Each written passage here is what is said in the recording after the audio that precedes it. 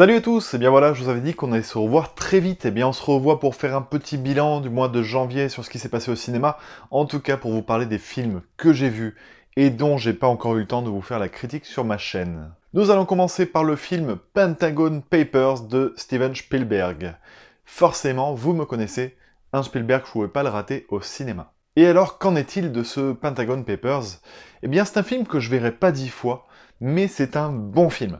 Alors, Spielberg, c'est forcément, vous allez me dire, un bon film. Qu'en est-il exactement de celui-là? C'est particulier parce que, à la fois, je trouve que c'est un bon film, mais en même temps, j'ai pas été happé tel que je peux l'être avec des grands classiques qu'il a réalisés. Tout simplement parce que c'est un film, je trouve, c'est une prouesse technique. Je trouve qu'en termes de réalisation, vraiment, quand on est cinéphile, c'est presque un cas d'école, ce film-là. En plus de ça, c'est rythmé, c'est fluide, ça paraît vraiment parfaitement maîtrisé en tant qu'œuvre, en tant que produit de réalisation. Le sujet, avec tout ça, est d'actualité, c'est extrêmement riche par rapport à tout ce qui est apporté, les angles de vue, les messages, le timing, le suspense, mais pour moi, il manque quelque chose malgré tout. Et au final, je me suis rendu compte que je trouvais le film presque un peu trop facile. C'est-à-dire que ça manquait un petit peu de stress pour que vraiment je sois encore plus happé par ce film-là. Le risque pris par ces acteurs-là qu'on a sous nos yeux est énorme, et on ressent pas, je trouve, assez, on ressent pas suffisamment ce stress-là, cette peur qu'ils peuvent avoir. Qu'est-ce qu'ils craignent? Est-ce que vraiment ils jouent en jeu? Est-ce qu'ils jouent leur vie? Est-ce que c'est important à ce point-là? C'est pas assez retranscrit, je trouve, pour le spectateur. Et je trouve aussi qu'il y a certains traits marqués qui sont pas habituels à Spielberg, certaines scènes qui sont un petit peu trop appuyées dans les messages, qui sont un peu grossières, bêtement, alors que voilà, ça aurait pu être un petit peu plus subtil. Ça, c'est pour chipoter, parce que bien sûr, donc, comme je vous le disais, c'est pas un film que je verrai 10 fois, ouais, le film m'a pas transcendé. Par contre, en l'analysant et avec le recul, ben, je me rends compte que c'est un film qui vraiment a de grandes valeurs.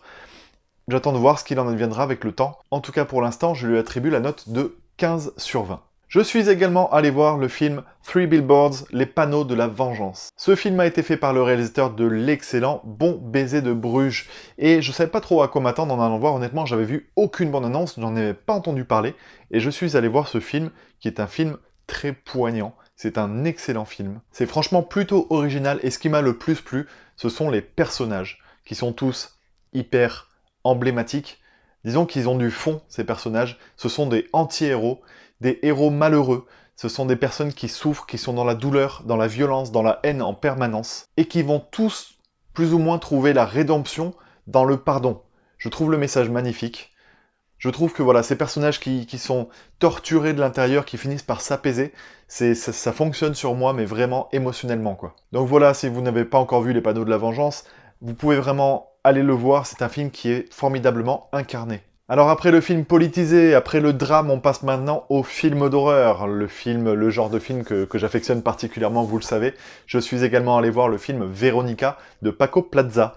Paco Plaza est le réalisateur du film Rec 3 dans la saga Rec. Alors beaucoup n'aiment pas ce film Rec 3. Personnellement, je l'ai trouvé plutôt original dans sa façon dans son angle de vue, et j'ai beaucoup aimé Rec 3. J'ai trouvé qu'il amenait un ton de fraîcheur, comme ça, un angle un petit peu différent, et du coup ça m'avait plu. Alors j'attendais un petit peu de pied ferme Veronica en me disant, ça y est, il a son œuvre majeure, suite à Rec 3, là il va enfin pouvoir avoir son nom à lui seul sur le film, parce que Rec ça fait partie d'une saga qui ne lui appartient pas complètement, hein. Ils sont de pair avec Jaume Balaguerro, donc voilà, j'attendais ce film en me disant, allez, on va voir un petit peu ce qu'il donne, à lui seul sur un film d'horreur. Alors il en a fait d'autres avant, je les ai pas vus, je sais pas ce que ça donne. Mais Veronica, eh ben, c'est pas mal, mais c'est pas suffisant. Alors c'est un film d'exorcisme. Le gros point fort du film, c'est que c'est tiré d'une histoire vraie. C'est-à-dire qu'en fait, ce film relate l'histoire, la seule histoire révélée comme étant paranormal en Espagne. C'est-à-dire que ça a été reconnu par la police comme un vrai élément paranormal. Les flics qui ont assisté à ça se sont barrés à l'étranger et tout parce qu'ils en pouvaient plus, enfin ils pouvaient pas rester à l'endroit où ils ont vu ça. Et donc forcément le parallèle qui est fait à la fin avec les vraies images du lieu, avec tout ce qu'on a vu dans le film qui prend vie d'un seul coup comme ça fonctionne forcément sur le spectateur, ça laisse forcément une trace. On ressort du film forcément un petit peu secoué en se disant waouh, ok, ça s'est vraiment passé, ça c'est vraiment... Des gens y ont assisté, il y a des témoins, des enfants, des adultes, qui racontent tous le même discours, c'est chaud. Et donc forcément, avec ce recul-là, le film a un impact qui n'est pas négligeable. Malheureusement, et vraiment je suis déçu de dire ça, mais je trouve que l'approche horrifique n'est pas assez originale. Je trouve qu'il n'y a pas vraiment de cinéma là-dedans.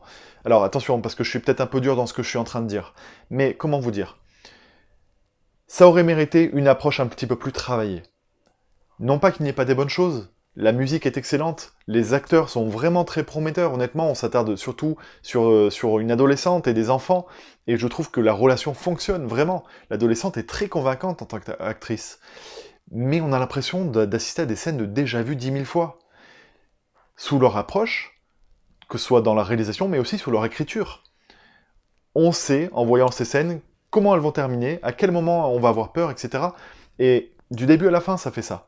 Alors il y a quelque chose qui opère, une espèce d'ambiance omniprésente, qui fonctionne, qui fait que le film est pas mal malgré tout. Mais malheureusement, je trouve que voilà, ce film aurait pu être vraiment bon, et qui reste au stade de pas mal. Mais du coup, je vais lui attribuer la note de 13 sur 20. Et enfin, et c'est ce qui est plutôt génial, c'est qu'au final, j'aurais vu, je pense, pas mal de genres de films différents, c'est que je suis allé voir The Passenger au cinéma. Donc là, on passe dans la catégorie action. The Passenger est un film de Jaume Collet-Serra, je sais pas vraiment si c'est comme ça que ça se prononce, mais c'est un film où il collabore une nouvelle fois avec Liam Neeson. Un film d'action super bien rythmé, ultra efficace. C'est bien nerveux comme il faut. Alors c'est un petit peu dans la lignée de Non-Stop, je sais pas si vous l'avez vu, qui est du même réalisateur. Et c'est dans la lignée de Non-Stop, mais justement dans les qualités comme dans les faiblesses. Je trouve vraiment qu'il y a les mêmes travers. C'est-à-dire qu'il y a un suspense qui est super bon pendant les 3 quarts du film, et vers la révélation finale, vers la fin, on se retrouve avec quelques moments un tout petit peu nanardesques. Mais vraiment, légèrement. Mais 2-3 moments qui relèvent du nanar, comme ça, pointés comme ça un petit peu, on s'y attend pas trop et bim, ça surgit comme ça. Je trouve que voilà, ce mec prend des risques, ça se voit, mais que parfois il va un petit peu trop loin. Et que la cohérence du film, du début à la fin, s'en ressent. Mais attention, The Passenger, c'est un excellent divertissement. Attention, The Passenger, c'est un excellent divertissement d'action. Liam Neeson est juste ultra charismatique, il est vraiment convaincant, et on a le sentiment de pas s'être fait avoir, quoi. On a vu ce qu'on est allé voir dans une salle de cinéma. Donc au final, voilà, je vous le recommande. C'est dans la lignée de ce qui a été fait auparavant par ce réalisateur-là. Et en tant que tel, dans sa catégorie de film d'action, je lui attribuerai un bon 15 sur 20. Voilà, on arrive déjà à la fin de cette vidéo, j'espère que ça vous aura plu. N'hésitez pas à me donner votre propre avis dans les commentaires. On en débat un petit peu, j'ai pas la science infuse, hein, ce n'est que mon avis. Donc n'hésitez pas à en débattre, surtout que j'ai pas vraiment eu le temps de détailler mon ressenti. Mais forcément, puisque j'évoque 4 titres, donc on va essayer de faire des vidéos qui ne durent pas 2 heures, sinon je m'en sortirai pas dans ma vie. Mais voilà, dites-moi ce que vous en pensez, et on se retrouve très rapidement dans de prochaines vidéos. A plus, ciao ciao.